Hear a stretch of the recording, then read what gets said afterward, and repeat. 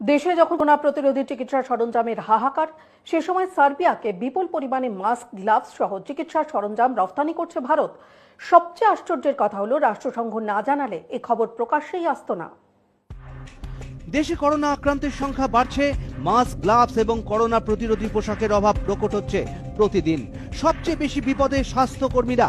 সে সময় সার্বিয়ার বেলগ্রেডে মালবাহী বিমানের ছবি প্রকাশ করে ইউনাইটেড নেশনস ডেভেলপমেন্ট প্রোগ্রাম বা ইউএনডিপির তরফ থেকে যে কথা জানানো হলো তা কিন্তু চমকে দেওয়ার পক্ষে যথেষ্ট। তারা বলেছে, ভারতের কাছ থেকে এ নিয়ে দ্বিতীয়বার করোনা প্রতিরোধী সরঞ্জাম কিনল সার্বিয়া। মালবাহী বিমানে যেসব জিনিস এসে পৌঁছেছে তার ওজন 90 টন।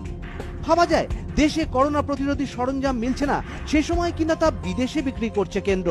তবে কি টাকার এতই অভাব? নইলে দেশের মানুষের সমস্যা হতে পারে জেনেও কেন সার্বিয়াকে মাস্ক, গ্লাভস এবং করোনা প্রতিরোধী পোশাক বিক্রি করা হবে? অবাক করে দিয়েছে কেন্দ্রীয় স্বাস্থ্য মন্ত্রক।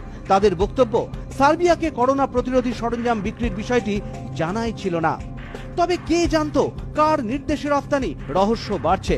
মাস্ক, গ্লাভস এবং নির্দিষ্ট পোশাক ছাড়া চিকিৎসা করতে বাধ্য হওয়ায় দেশের শতাধিক চিকিৎসক কোয়ারেন্টাইনে, সংক্রমিত বেশ কয়েকজন।